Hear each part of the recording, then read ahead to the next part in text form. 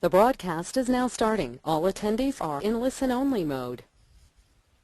Hi everyone, good afternoon. Thank you for joining us today. I am Irene Varley, Director of Education for the Dibble Institute. Today's topic is integrating relationship education into health classes. And we have two presenters joining us today, Charlene Camper and Cathy Schleier. I don't want to forget, also we have Cathy Gidre, who is our webinar organizer, and you'll be hearing from her periodically throughout the call. I want to call attention to some housekeeping hints for you. One really important one, if you should lose your audio for the webinar, please keep your computer on and use your phone for the audio by calling this number.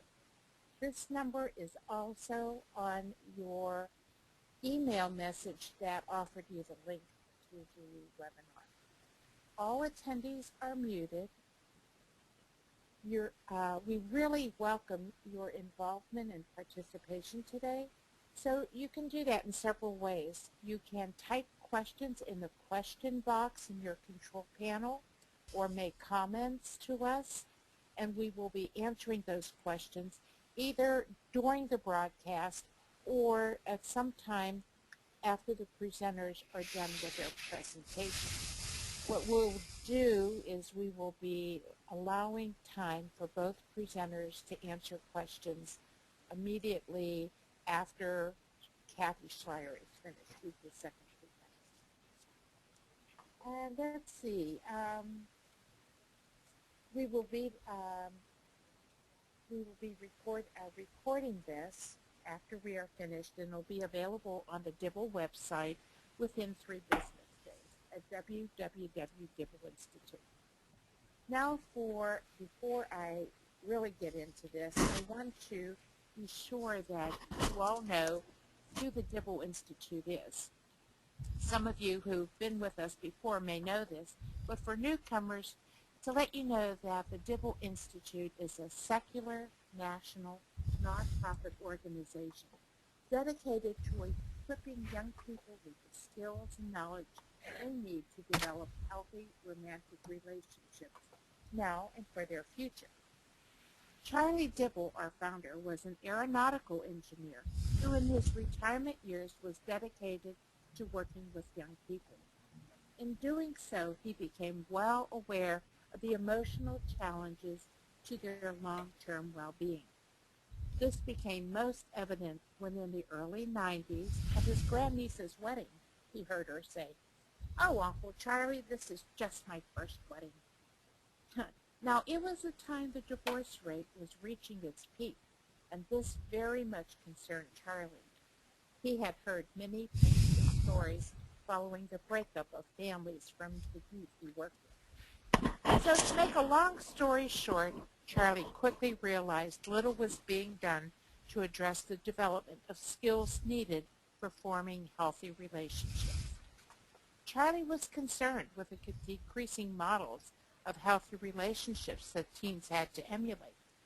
So in 1996, Charlie, with the cooperation of fellow business colleagues, educators, and friends, founded the Dibble Fund, now known as the Dibble Institute. Charlie's vision was to have accurate, unbiased, and timely research-based information available for you.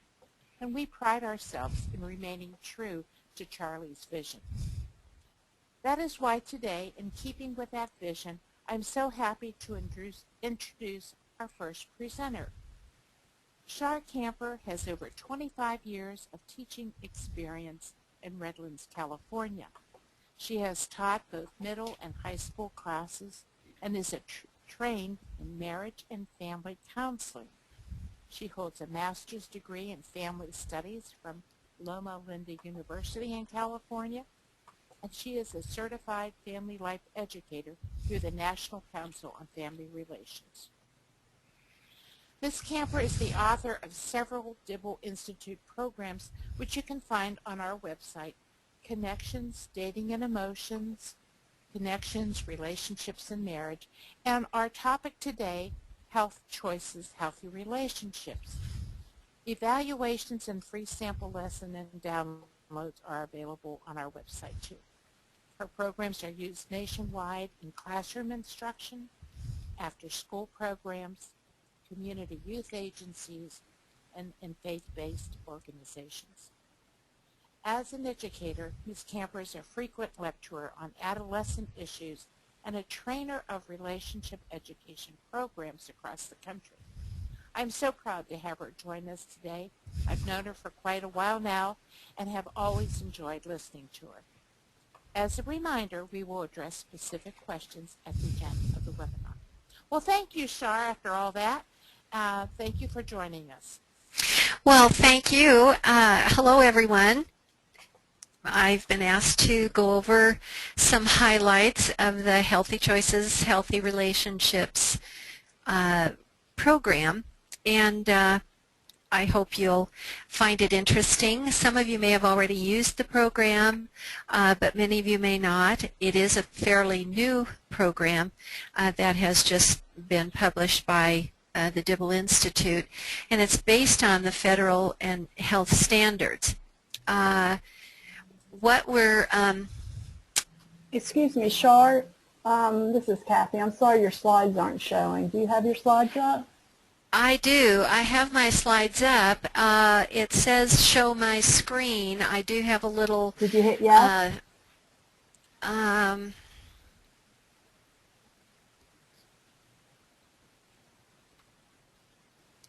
is it coming up? Perfect. Perfect. Thank you, Shar. Very good. I do still have one other thing on my screen. I'm hoping that it's not showing on yours. No, you're fine. Is it just my slide? Okay. Yes, you're fine. Well, thank you. That clarifies it. The Healthy Choices, Healthy Relationships curriculum. Several years ago, I was asked to write this program based on the federal health standards. One of the things that I also teach, in addition to psychology, was health classes for my high school.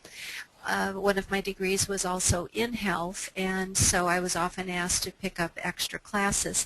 So I was familiar with the California state standards when I was asked to do this. What I found was that the federal standards are across the board. They can be taught in any state, and they are the required for health education in most states, and they do either have a framework or they have them written into their curriculum standards somewhere. But what I also found was that some of the topics and some of the things that were required, it was a little difficult to find materials that were written specifically for teenagers. So what I did was I took my own background and I began to write lessons and so on, using some of the important information, but writing it for my students so that they could understand it a little easier, and the concepts were based on best practices teaching. All of my programs, not only this one but the others as well, are all research-based. I do try to stay current with what is available at the time of the writing. Medically accurate, this one in particular, because it is based on health standards. I wanted to be sure that it did meet that criteria. And because I also taught in a very large public high school, all of my materials, all of my lessons, whether they're in this particular program or the other programs, do have to be culturally sound as far as they're appropriate for any group, any language, any ethnicity, and so on, because even in my own classroom I had a very wide range of students from all over the world. So from that standpoint, you can be sure that the lessons will be appropriate for almost any setting. For the last few years, I've been working with LA Unified, teaching trainers, teachers, and so on, educators in that school district. But the way that my programs are written are such that you can either use them in a classroom setting, or you can also use them as a one-on-one teaching method for counselors and health professionals and so on. So whether you have a large group of young people or just a clinical type setting, the lessons lend themselves very, very nicely to those applications. So it really is up to the instructor how they would like to use those materials. But as you can see, there's a fairly wide range of youth organizations that are already using some of the programs that I've written. When I write a program, my goal is to help a young person begin to think more critically about their behavior choices. I think that this is very important. And young people today do have some difficulty with that, particularly when it comes to the development of relationships. And we're talking about peer relationships, family relationships, or even romantic or partnership relationships. We want them to be able to develop skills. And so the way, again, that my programs are written, if concepts are introduced early on in a particular lesson, the young people may use those skills over and over again before the end of the program.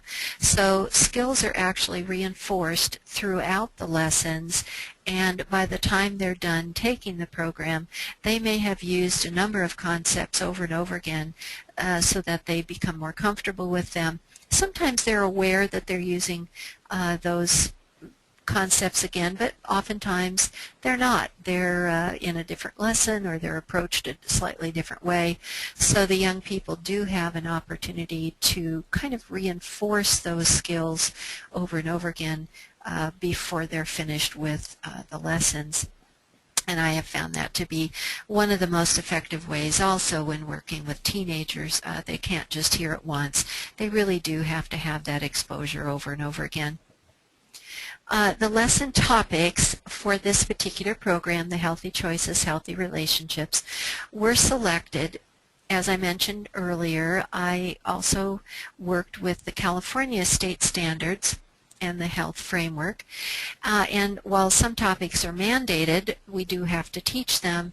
Sometimes the materials to be able to teach them are not available, or maybe they're not teen friendly. Lots of good information in the health community is available, but it isn't always in a form that works in a classroom or works to help young people understand those concepts easily. So I selected 10 different topics, incorporated them into the Healthy Choices, Healthy Relationships curriculum, and then added the I messages at the end, which is a communication, which also helps young people express themselves, identify emotions, be able to settle conflicts, and so on.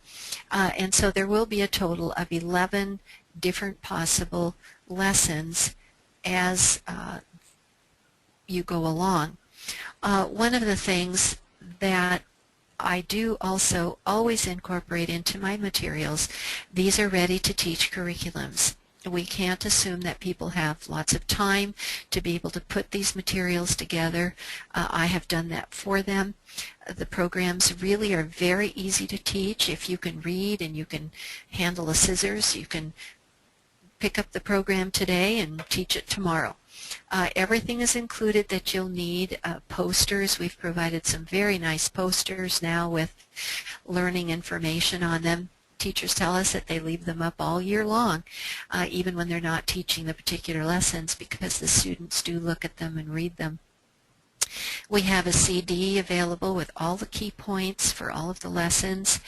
And the other thing that I have tried to incorporate is if you choose to use the program as a whole, you can. It's very nicely dovetailed one lesson into another if you choose to use it that way. But very often instructors already have existing curriculum. They have a program that they have been mandated to teach, or they have something that they've already developed. The nice thing is that each of the lessons can just be pulled out randomly. They don't have to be taught in any particular sequence. They can be selected randomly to fit into an existing curriculum. And so what we have found, and teachers who have or instructors who've used these programs do come back to us and say they really like the flexibility of the way these programs are written.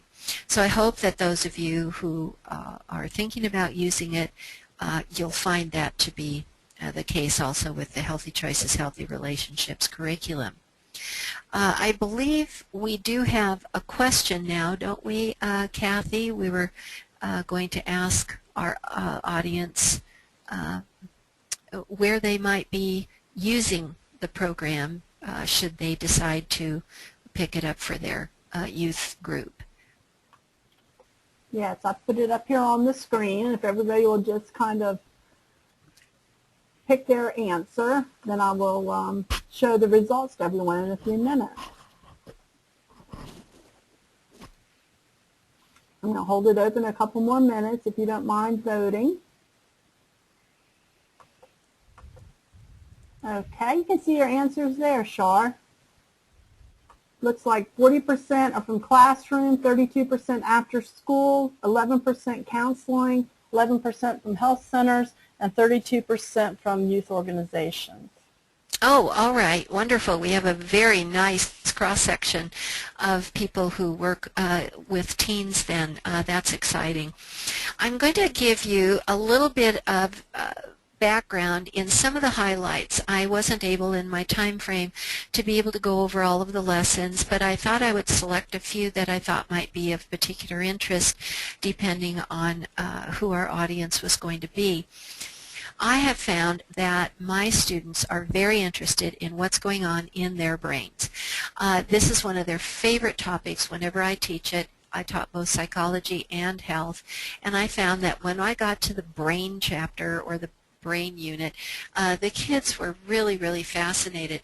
So I began the health program with that. Understanding what's happening in their brains seems to give them a lot of comfort and understanding of what's happening and why.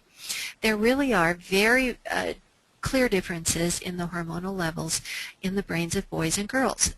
This is why we can also begin to explain why we see things differently, we understand things differently, we process differently. We really do have different brains, and they are based on the hormonal differences that we are born with. Males and females do process and think differently, but there are reasons for that. And the young people are fascinated once they begin to look into the influences that lead us to our understandings of one another. And this is particularly true when it comes to relationships. Why do boys and girls see them so differently? Why do they feel differently about things, and so on? And so the very first lesson of the program is about the brain. Specifically, you will see that I've highlighted today just a couple of things from that lesson. But the limbic system is the emotion center of the brain. And during the teen years, when the brain is going through its last big growth spurt and it's very, very active, what young people need to begin to understand is that it doesn't grow evenly. The brain is changing and it's branching out, sending out all of its new pathways, its neural pathways, but those now have to connect, and different parts of the brain are advancing at different rates. But one of the areas of the brain that is very active during the teen years is that limbic system deep in the center of the brain, and that's what manages our feelings, our emotions, and so on. It's not always under control because the frontal lobe, and I've highlighted that as well, the frontal lobe is one of the last areas to finish developing, and it won't be really completed until the early to mid-20s. So while the emotion center is experiencing great change and neural activity, the frontal lobe, sort of the thinking, decision-making part of the brain, is a little slower to catch up.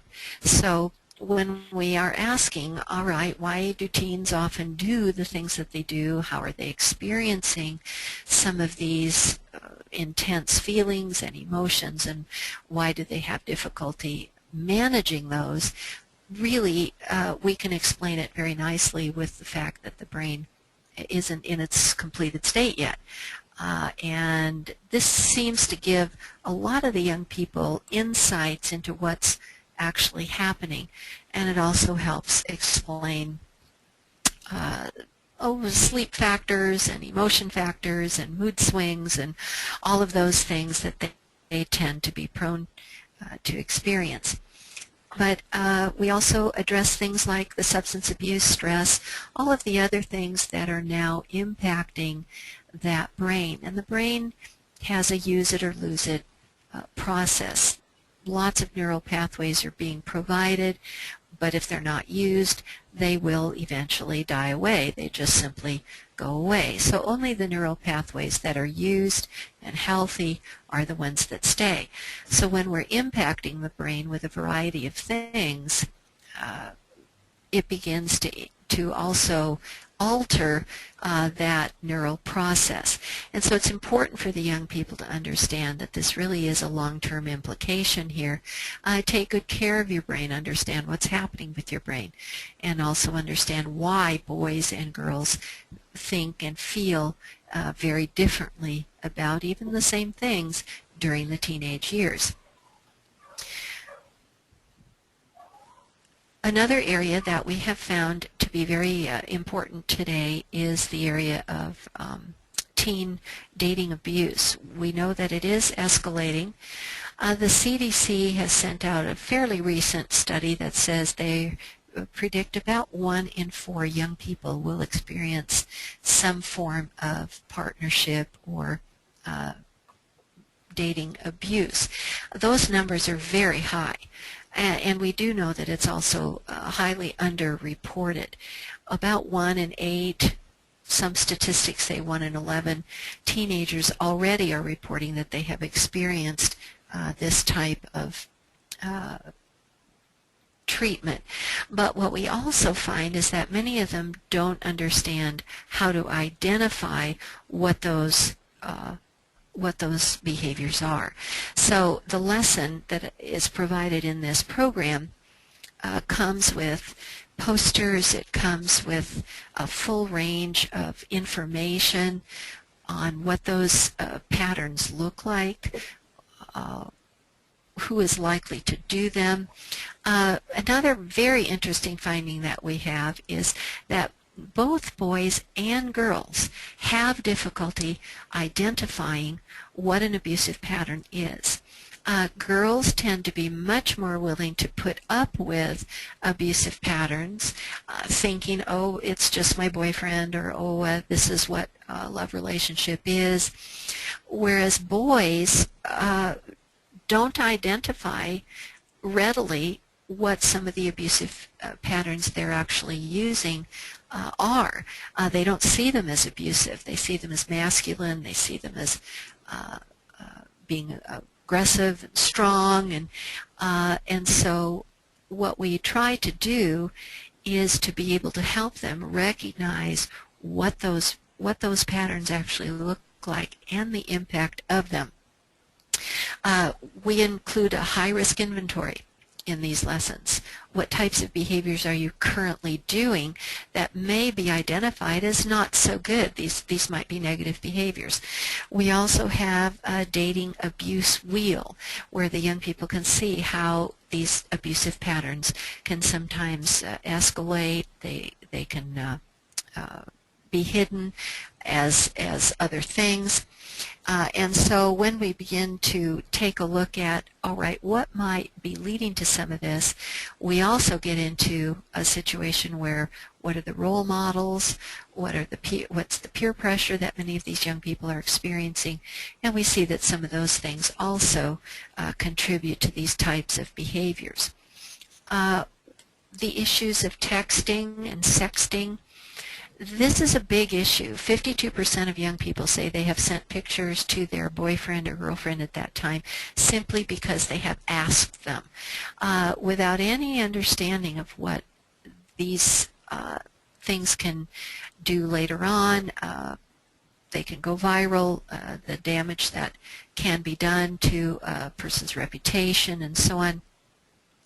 And so the lessons will highlight many of these things that the kids can do that are protective against these things. So anyone who has used my programs will find that not only do we present these are the things to look out for, but they are always balanced. All of the lessons are always balanced with, and this is what you can do about it.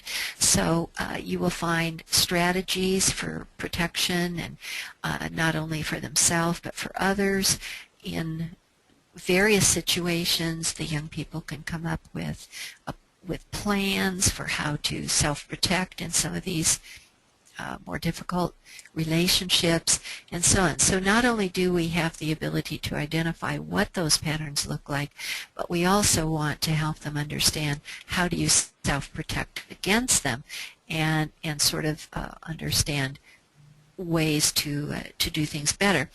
One of the things that I'm most proud of, and I would like to highlight that just for a moment, the Dating Bill of Rights. And this is something that is not only on a large poster for the young people, but these are handouts. They're little wallet-sized handouts. And the Dating Bill of Rights tells not only what I have the right to do, but what I have the responsibility to do. And these are very popular, and young people can carry them in their wallets. They're small, and they're great discussion points for young people who've either already experienced abusive relationships or might believe at that time that they may be in one, and how to get out of them. So we also have the equality wheel and so on. The next area that is highlighted by this program is the issue of bullying. This is something that most recently has been escalating too. On school campuses, we have more and more violence. Unfortunately, just a few days ago, we had a young person again. Now, it wasn't on a high school campus, but on a college campus, who injured fellow students and so on. What is interesting is I read a statistic not long ago that informed us that our national oh my goodness, it just left my head, I'm sorry. The Secret Service, along with the FBI and so on, felt that bullying was the #1 result behind most school shootings. It is very interesting how bullying has such long-term effects. And we can already identify young people as young as 4 and 5 years of age if some of those patterns are being demonstrated. Now, I do want to mention very quickly here, for those of you who are seeing the screens, bullying is a problem for both girls and boys. Both girls and boys can bully, and both girls and boys can be victims. So I didn't want you to get the idea that the only ones who bully are boys. Based on the slide. That's not the case. We were just trying to find somebody with a scary face to look like a bully.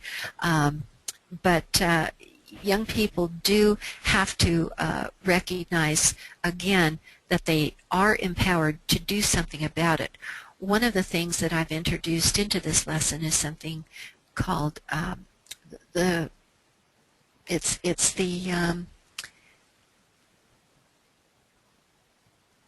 let's see, I have it written down here. The social responsibility norm. This is young people on a school campus who have the ability to do something about the bully and the bullying. We do not have to be victims. We do not have to be bystanders. We can take an active role in changing that. And in this lesson, I've also incorporated ways that schools, programs that have been very successful around the country for anti-bullying and so on. And also now recently laws have been passed that are giving school officials much more jurisdiction over bulliers and teachers and so on as well. So there is much encouragement in this area that there are things that we can do. But again, young people need to understand that in their particular situation, there is help. There are people there. There are things you can do, strategies you can learn, and so on, to help eliminate some of this as an issue. One of the areas that I have often been told when I do talks and when I go various places are that young people have great difficulty with problem solving and decision making. This in turn increases their stress levels. And again, we have some pretty high statistics. The CDC predicts that about 1 in 4 teens is experiencing depressive tendencies. Now, those of you who might be listening with a clinical background, we understand that doesn't mean everybody's on medication. But what it does mean is that those of us who have been in the classroom and we see young people not performing at their best, young people who are experiencing stress issues, and many of our young people are on medication. Just a few years ago when I was still actively teaching, I probably have to say that I had more young people at that time on medication than I had had in previous years. So we do know that it is an issue. And so young people do need help with these kinds of skills, communication skills, which is why I included the iMessages lesson. We also need to be able to reduce our conflict. We need to understand how to problem solve in effective ways so that we get good outcomes. We also know that managing stress, when I have asked my students over the years, who has stress? All the hands go up. Then you ask them, who has ever given you ways to manage it? Has anyone ever taught you that there are things that you can do for stress? And very often they shake their heads and say, no, I've never been taught what to do about it. We also see an increase in drug use. We see an increase in alcohol use among young people today. Much of that is their own self-medication to try to manage many of the issues that they're under. But as soon as we can help them manage their stress better, we are going to see a reduction in the depression and also the impulsive behaviors that tend to be common among young people at this age. These are the sources of teen stress. Much of them and most of the young people, when we talk about them, they will relate to it very, very well and say, yes, yes, I'm dealing with all of that. But it's also the cumulative effect of how many years has this stress been part of you? What is the emotional or physical toll that it might be taking on you? You will see that the health program that I'm talking about has assessments in it. It has little guidelines for young people. It has many handouts that they can use. But particularly in the area of stress and stress management, many times they know that they're stressed, they just don't know where it's coming from. Or, oh, I didn't realize that when I was losing my hair or breaking out in hives or some of those things, they might be directly related to the level of stress I'm carrying. They also don't seem to have an idea of the difference between expected stressors, because you're a teenager, and the non-normative or the unexpected stressors that just sort of come into their lives.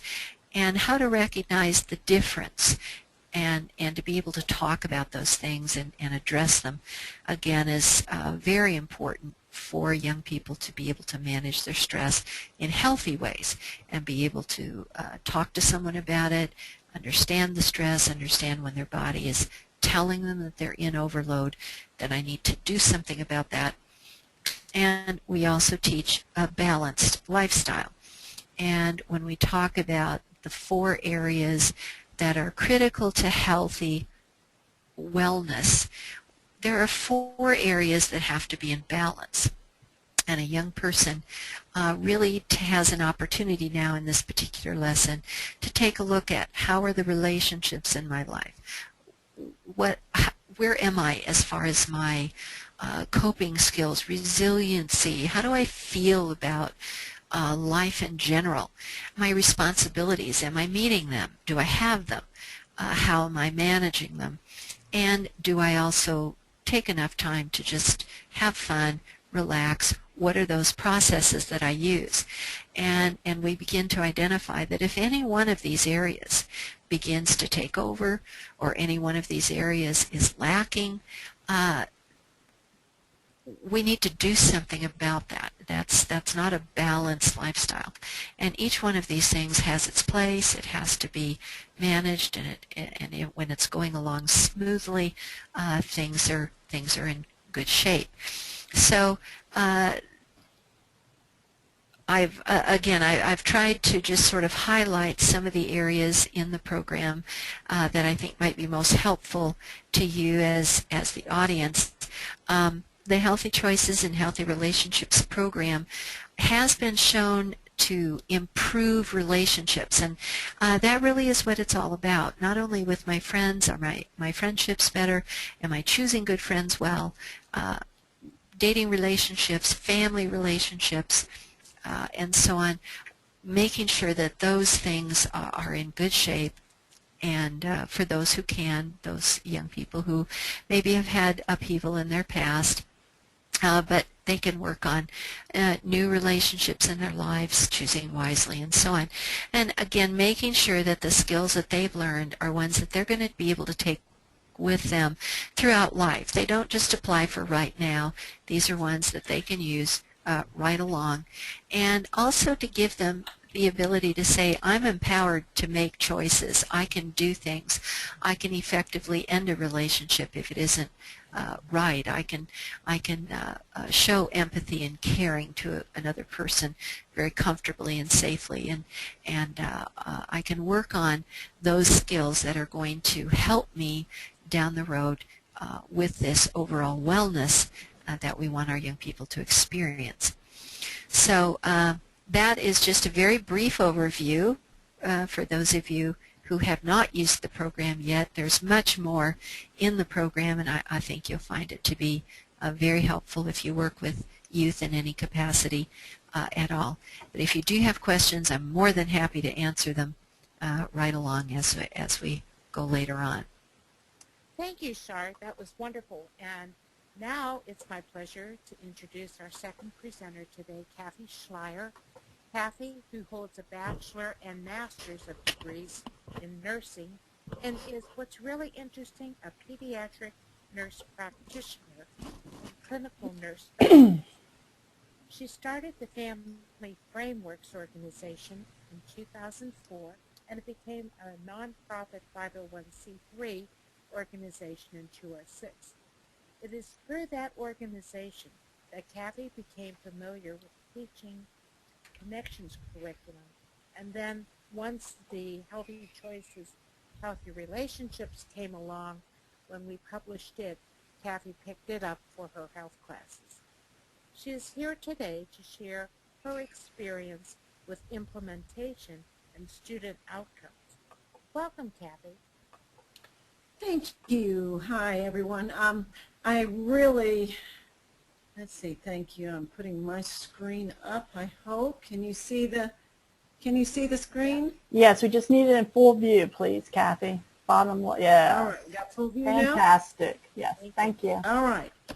Okay, so I have been very impressed with the program because it did fit in. I had been using Connections before, which is also one of Charlene's programs, and had a little bit more challenge getting it into the school system because it wasn't as specific in covering the different standards that need to be covered.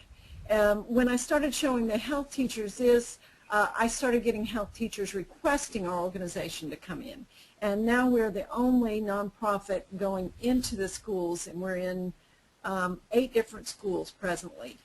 Our goal has been in this area, we want to improve our community, the communities of Northwest Georgia, by promoting the belief, benefits, and behavior of healthy relationships. And we needed to start that at the 14 and 15-year-olds, not just in premarital. So we started this program about 6 years ago.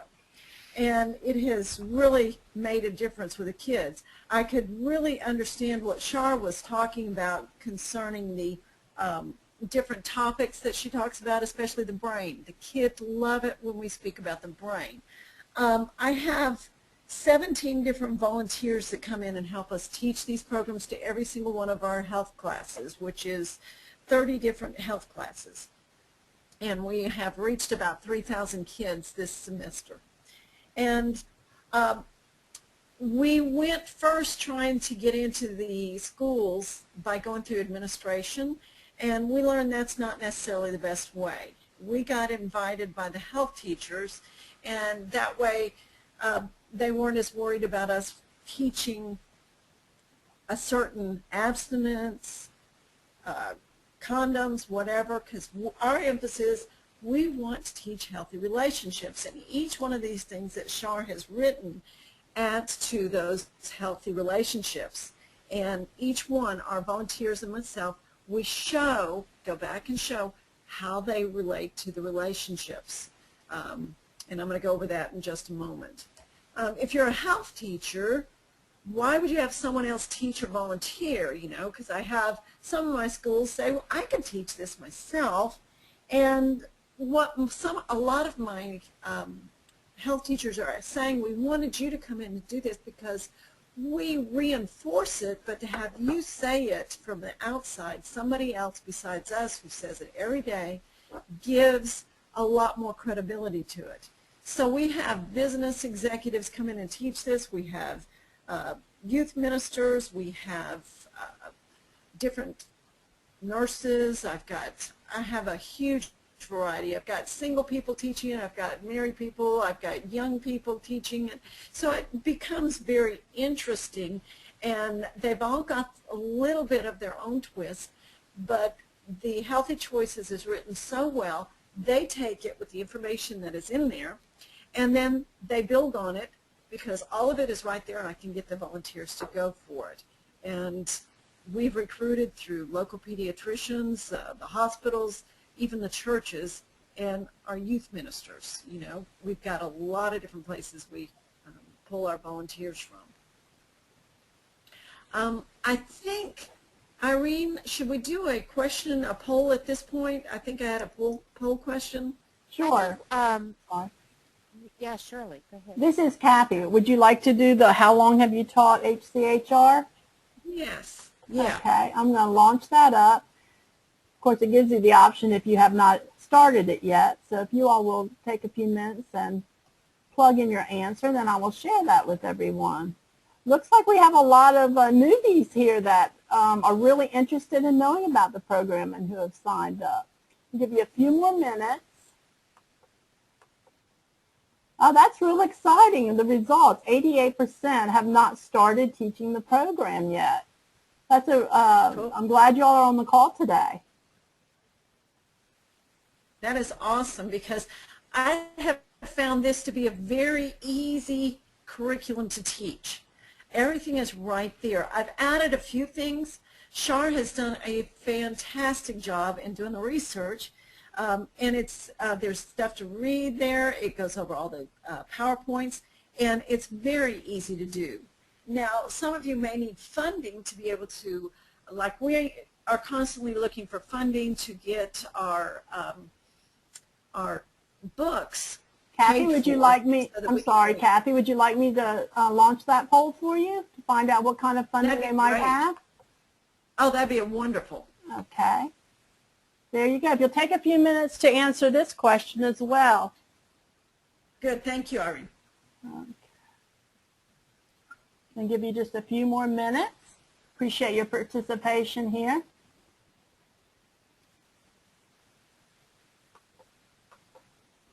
Okay, it looks like 57% would have federal or state funding. But of course, we've got to look at the other side that 35% say they have no funding. So they would be the ones to look for it. So that 35% I've put up there, we ask just like churches to help us buy one book. And we have worked our way up to where we have volunteers, and I have 25 books at this point. And that has been tremendously helpful in getting our volunteers. We also set up a bag for each volunteer so they have the book and everything ready so that they have it all in one place, you know, to take their, I call it their bag of tricks, so that they walk in and they can teach it. And Kathy, by book, you mean the instructional bag? The instructional manual. and the instructor's manual. Can you refresh me on that, Irene? I believe it's 350 to 365, something like that.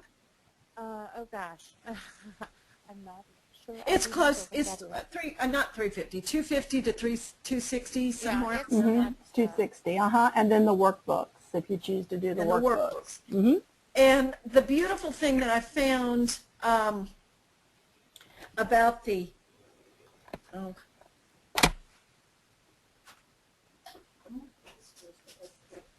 you still there, I Kathy? run out of juice. Hold on 2 seconds. The beautiful thing about this whole curriculum is there are pages you can copy, and I found it was my challenge I had, some of you may not, is using the workbook, and each volunteer would use different parts, and so we can copy from the manual and use that, and then my schools take up that cost for me and do a lot of the copying, which is very, very helpful. At the end of the class, we do a paper evaluation, make sure that we're doing what they want us to do so that we are very effective. And so far, it's worked very well. We talk to the students and the teachers, see how they think it went. And what's working for us in the classroom? That's what's been fun for me. I've added a lot of extras from what Charlene has done before.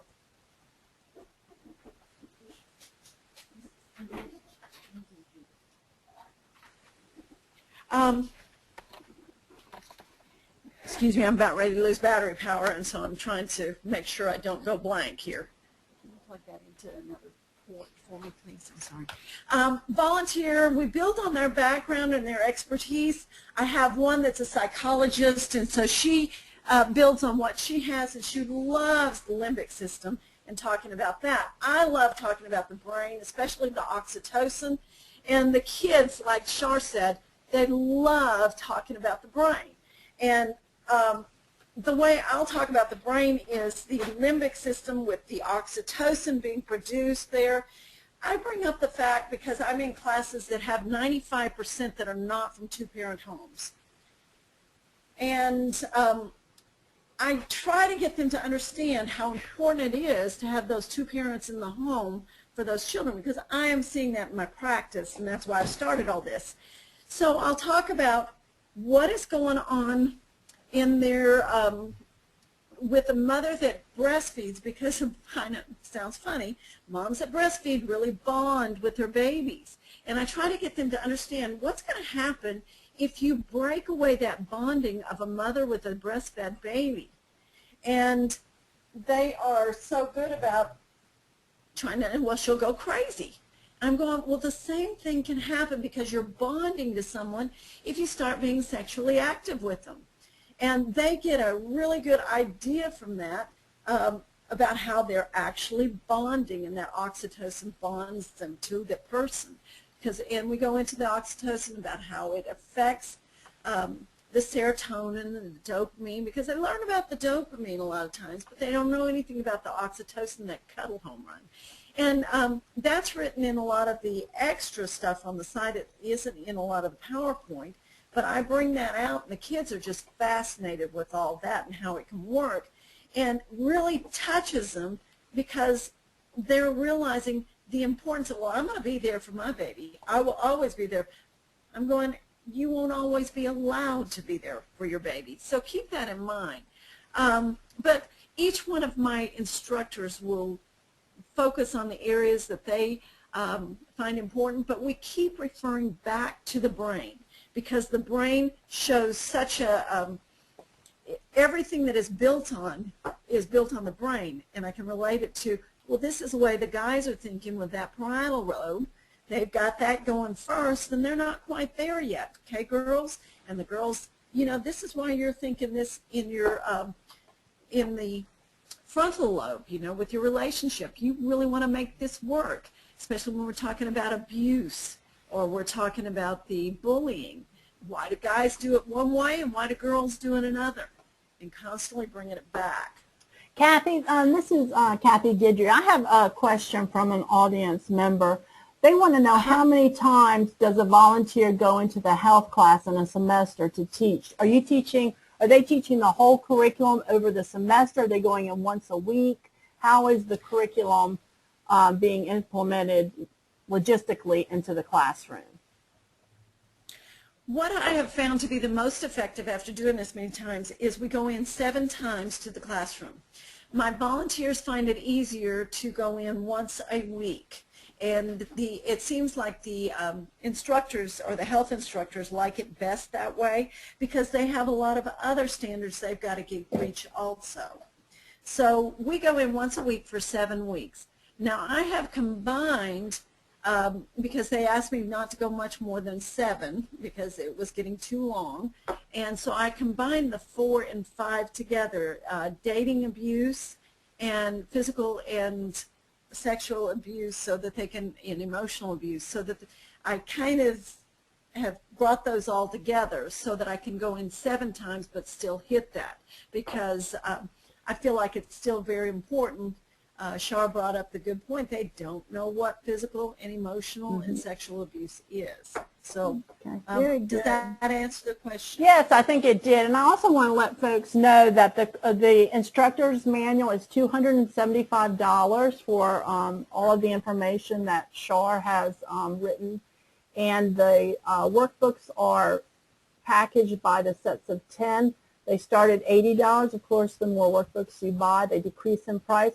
But to be sure, there are all kinds of imaginative ways that you could use one set of workbooks to share amongst a group of kids or different classrooms. So anyway, you can look at all that on our website at dibbleInstitute.org, and that will kind of, it gives you a sample lesson. It also gives you the pricing. And if you need some help, you can always call us, and we can help you go through that as well. I'm sorry, well, back I wanted to to you. add, okay, and I don't know if how are we doing on time here? We have about A minute or two, Kathy. I'm sorry, say that again? About a minute or two. Okay, one of the things I do want to add is the bullying and how important that is back here and how important they have found that to be brought in because bullying, we're one of the chief places bullying is happening. We're actually mentioned in the new bully movie that it just went out this last year. So that has been huge. I've listed some of the YouTubes that I've done, found that are very, very helpful with that. But I've also listed some of the great actions. I like to do a lot of actions with the kids, find that to be helpful. Then rudeness and the respect, that one's a big one. Teachers love it when we do this, but I try to end on a positive note. Validation is on YouTube. It's a great 15-minute video, and it shows how whatever they do can affect other people. And if there's more questions, I'm glad to stand by for a little bit and answer any questions. I can do that. And I just want to remind folks that this webinar will be this webinar will be on our website, and you can actually go and look at all of the references that Cathy has put up there, which will be helpful if you want to go back at another time and write those down. So I'll be glad to have any questions. You can write them in your question box, and I'll be glad to get the presenters to answer those for you if you have any other questions.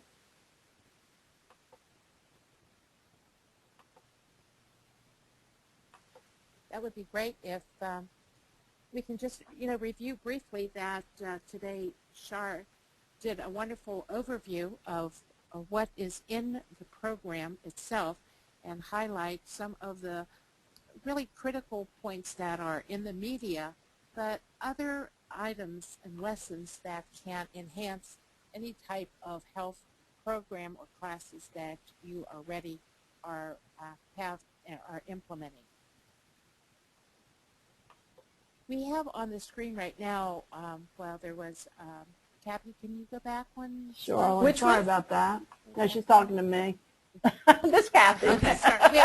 Hey, Kathy. Just to keep it going. Keep us on our toes here. That if you should have any more questions, you can contact either myself, Irene, or Kathy at Dibble Institute. And should you have questions of either Shar Camper or Cathy Schleier, we will be glad to forward that information or questions to them, and they will get back to you personally. And our special webinar, I just want to let you know we have a special webinar coming up April 26th, the next generation, integrating sex education with relationship education, and that is with Marlene Pearson. We just had a new revision of the Love Notes curriculum, and so it is to respond to that new revision and to highlight some of the lessons in it, and you can find that on our website as well to register should you find that is an interesting topic. And finally, another... Sorry, there we go. Take a few minutes. There we go. We have our May free Wednesday webinar, which is turning Mike's bad day into a good day, and that is relationship skills for students with learning disabilities, which is another new curriculum that we carry. Nancy Knoll, the author of that program, she's a certified sex educator, and she will be the presenter. Do we have anything else, Cathy, any other comments, questions that we need to call attention to? I think that's it. I hope that everyone has gotten a good overview of the curriculum. If you have any other specific questions, feel free to email us, and we will forward them on or have someone speak with you directly about them, especially those of you who have not started using the curriculum and have it on your shelves, which probably some of you are in that situation. But if you are thinking about purchasing them, you can contact us as well. And if you know, maybe there's a grant, maybe there's some funding that we can help direct you to as well. Well, one more really important thing is that within, we have a date, 30 days from today's webinar, that should you purchase something, you'll be receiving free shipping on your material, which is a 10% savings. And we invite you to like us on Facebook. We love Facebook, and we like our friends there. So like us if you can, and also on LinkedIn, should you belong to any professional group. In LinkedIn, we have a Dibble Institute LinkedIn page set. So we invite you to do that. And we invite you to join us again and to spread the word with your fellow professionals. We have a lot of interesting topics scheduled, and always really want to hear from you if you have a special need that you think would be also of use to have others join in on our conversation. We certainly enjoyed having you here today, and I'm really very, very, very grateful for your time today. Cathy, did you have something? No, that's it. Thank you for joining us, and we will see you on the 26th.